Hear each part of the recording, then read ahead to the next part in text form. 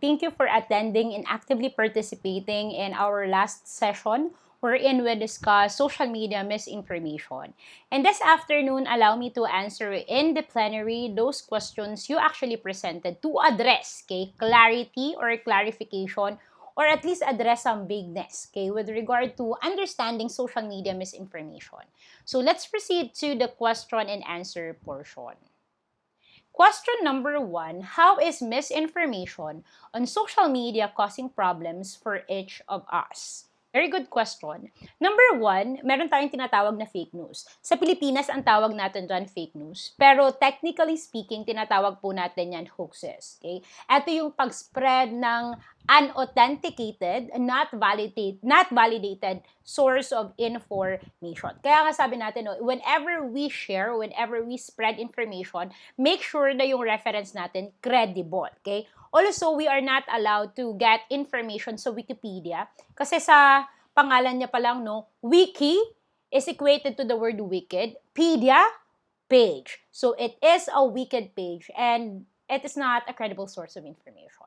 Pangalawa, fear-mongering. Fear-mongering, ito yung mas malala kesa sa fake news or hoaxes. Kasi nagko-cost siya ng fear, nagko-cost siya ng takot sa mga tao. Okay? Nagkakaroon din siya or nagko-cost din po siya ng panic sa mga tao. Citing this particular example, okay? Paano po kung nasa Twitter ka? Suddenly, nakita mo dun sa Twitter, na pumuputok pala yung Mayun volcano. And unfortunately, you are situated in that particular area. Anong mangyayari sa'yo? Diba? Magpapanik ka, uy, pumuputok pala yung bulkan, bakit hindi natin alam? Bakit wala naman tayo nakikitang abo? Bakit wala namang lava? Etc.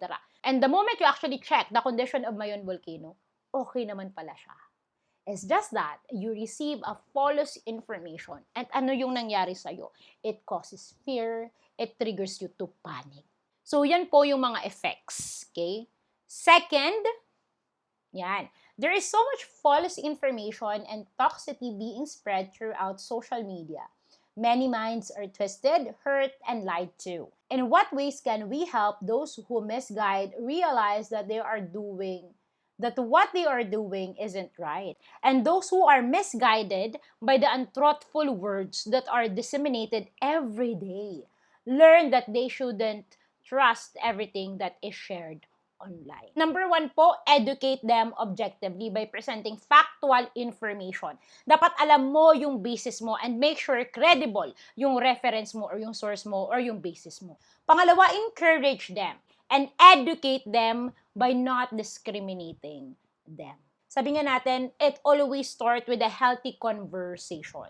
Kung dun pa lang sa opening ng statement mo, nadidiscriminate mo na siya, how are you going to encourage that person to have an intellectual discourse or conversation? So, encourage them to make time also for research and attend voters education webinar like this. Remember also, lalo na dun sa mga bagets, remember to choose your battle wisely. Okay? Do not be impulsive. Isipin mo, sayang ba ng energy ko dito or do I need to spend my energy to educate this individuals or group? So you need to weigh, you need to balance for you to protect your space as well. But technically speaking, always educate them objectively and not subjectively to the point na you want to manipulate them. Kasi meron po tayong tinatawag na persuasion and manipulation at may pagkakaiba po yung dalawa. Persuasion, you trigger public opinion. Manipulation, you just control that particular individual, parang puppet. Okay? So I encourage you to actually use the technique which is persuasion than manipulation. Okay? Para at least maka-encourage tayo ng healthy conversation like this. Third question, how does social media affect our views towards the government? Okay? Sabi nga natin, media is a powerful tool. Lalo na nung nag-pandemic, online platforms, social media such as Facebook, microblogs such as Twitter and Instagram, they are very powerful. Kasi hindi natin at some point, may negligence din kasi sa part natin na at some point, we don't validate those information. Submissive tayo. Para tayong sponge na nag-absorb lang palagi. Or in return, dapat it is also our responsibility to fact check. Okay? So either you report the page spreading fake news or hoaxes, or educate those people commenting, sharing those kind of content. But again, be friendly, educate, and do not discriminate, as made mention earlier. Again, encourage them to do research. Okay? Next, Fourth question is, how do we know if it is fake news? And are there any signs that the shared information is fake? Number one, fact check. Fact checking is very important. Kahit alam natin it's very taxing. Nakakapagod siya, no? But always do your assignment. By doing some research, listening to news and information, reading newspaper, or ask those different individual na sa tingin mo credible, okay? And who can answer in return objectively your questions, okay? So, read, research, and comprehend. What persuasive strategies make fake news seem to be true? Actually, let me correct this. It is not actually persuasive. It is manipulative, as made mention kanina. Kasi merong pagkakaiba yung dalawa. Okay? Persuasion is the process wherein you trigger an attitude change by presenting a factual information. The moment na present mo yung factual information, discretion na yon kung nakikinig or nanonood or nang nagbabasa. Kung magbibigay siya ng positive or negative public opinion. However, on the other side, manipulation, this is the time na para kang witch na nagmamanipulate ng kanyang mga dolls. And manipulation is not a good strategy. Kasi para kang kabayo, no, sa kalesa na papuntang LCC, wala ka nang ibang nakikita. Yung truth lang na pinapanindigan mong truth, where in fact, the moment you fact check it, mali pala. Okay po? So, persuade and do not manipulate. Sixth question, how will you educate a person who is a victim of misinformation? Especially if the conversation you have with that person is having a bad tension. Ay, wala ng industrial peace na tinatawag. Okay, number one, remember this. You will not be a victim without your consent. Sabi nga natin, walang naaabuso kung walang nagpapaabuso. Walang nagiging biktima kung ikaw, okay, you also do your part by doing some research, by fact-checking, and by gathering valuable information with regard to your question. Use encouraging words, okay, kung sa tingin mong merong tension, wala nang industrial peace na tinatawag between a particular conversation. So therefore, use encouraging words and not discriminating words para at least, no, ma-invite mo siya na, uy, usap tayo. Ano ba yung problema? Ano ba yung gusto mong malaman? Let's have a particular conversation. Sabihin mo sa akin kung ano yung nalalaman mo. Sasabihin ko rin sa'yo kung ano yung nalalaman ko. And from there, let's check the facts. Okay po? Have a conversation in good faith and not in bad faith. Okay?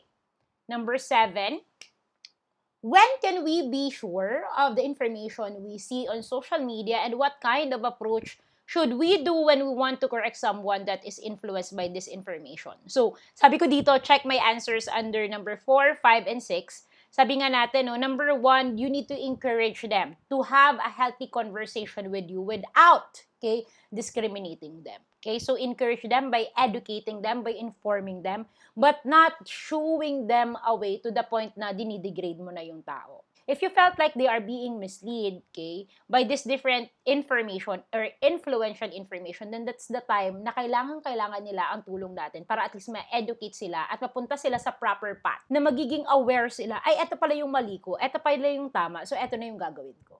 Number 8, if we have a Facebook friend or any other social media platform friends or microblog platform friends who are posting, sharing some fake news or hoaxes or misinformation about a certain topic, how do we properly confront them without seeming too rude with regards to their post?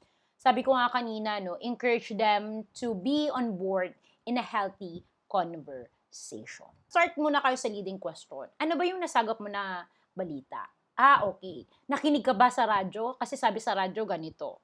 Saan mo ba nahanap yung balita na yan? Did you even check it to those different news aggregators sa Manila Bulletin, Philippine Stars, TV Patrol, 24 Oras, CNN, Philippines, etc. So you need to encourage that person by helping him or her out. Okay? Number 9, what advice can you give to people when it comes to misinformation on social media? When it comes to misinformation, sabi ko nga, no, walang mabibiktima kung hindi ka magpapabiktima nitong mga fake news. Okay? Sabi nga natin, it takes two to tango. Negligence mo na lang yan. Having this variety of options kung saan marami ka magagather na source of information, that will be your negligence. Okay? And do not procrastinate. Okay? Kung sa tingin mo taxing siya, taxing talaga siya, tiring talaga siya. But if you want to know the truth, then you need to work for it. Next, number 10, from your own perspective, how will you be able to know if one or more information that we see is fabricated or fake? Please give some advice because some of us are not that fully aware of it. And also, how will you be able to stop them? My advice number one is to empower first yourself. 'Di ba? Kung ikaw na gustong tulungan yung iba, hindi mo alam kung saan mo kukunin yung mga factual information na yan or credible sources na yan, ano yung mga credible sources mo, then you will not be on board in spreading that particular words to others. Okay? So, empower first yourself by educating yourself to be media information literate, no? Alam natin dapat kung saan natin kinukuha yung mga credible source of information, sino yung mga credible references natin at sources natin. And then, that is for the purpose of combating hoaxes or fake news na tinatawag natin, fear-mongering, and from there, spread the words and provide baby steps to echo it to the rest. Not only those different individuals na nasa circle mo, but lalong-lalo na yung mga taong nasa labas ng circle natin. Okay? Because the more na nasa isang circle tayo and we are properly educated, okay, that's the time na we can be a catalyst of change for social transformation by going out of our circle and looking for that individuals or group na pwede nating ma-persuade through our words and by presenting factual data. Okay? Number 11. How can social media misinformation affect everyone? Ang dami actually. On top of fake news and fear-mongering, as made mention kanina, meron din tayong tinatawag na mean world syndrome. Okay? Yung sa tingin natin, nakikita lang natin sa digital platform, there is a possibility na pwede din siyang mangyari sa totoong buhay. So, nagkakaroon tayo ng mean world syndrome na feeling natin, no, ang rude, ang sama naman, ang mean naman ng mundo. But in reality, it is actually not like that. We need to set a particular boundaries para at least ma-determine natin yung reality sa digital space or sa digital world na tinatawag. If these people do not know that the news they're spreading isn't true, then how can we tell or convince them to stop if it is what they believe? Then dito na papasok yung baby step. Okay? Tulungan natin sila, i-guide natin sila, bigyan natin sila ng references, okay? Na sa tingin natin credible. These are some credible sources of information that you can actually read para at least maging aware ka. And can you please stop posting that kasi hindi mo pa siya na-validate, okay? Online platforms, social media microblogs are very powerful. Next, question number 12. Does social media affect the studies of students? Obviously, the answer is yes. Pero, okay, sabi nga natin, hindi naman po siya masama. Lalong-lalo na kung ginagamit natin yung mga online platforms such as Google, Yahoo, Bing, and American Online academically for us to accomplish a task. Okay? Thus, self-discipline is being encouraged. So, limit your usage. Dapat meron kang routine. Okay? Meron ka dapat study habit. Meron ka ring oras kung saan pwede kang mag-check yung social media platforms for at least 15 or 30 minutes in a day. Sabi nga natin, self-discipline. Okay? Dapat may impose natin yan sa sarili natin. Okay? Number 13. Why is social media publicly branded as something so bad? Actually, na-mention ko to sa talk ko and then I also mentioned this a while ago. All of us are users of these different online platforms, social media, microblogs. But not all of us are netizen. Masasabi natin na netizen yung isang tao if he or she knows, okay, how to exercise the etiquette in the internet. Okay. Number 14. Is there a possibility to know from whom this information on social media came from? If found one, what is the punishment due against him? Ay, very good. Authenticate, number 1, authenticate the URL. Yung http://. Okay? If it is libelous, okay, sa tingin mo may paninirang puri, then you can check with our cybercrime unit near sa Civic Center as long as you have an evidence or proof. Libelous po to, paninirang puri po to sa ganitong tao, ganyan. Nasaan yung proof mo? Ito po yung screenshot, ito po yung URL. Okay?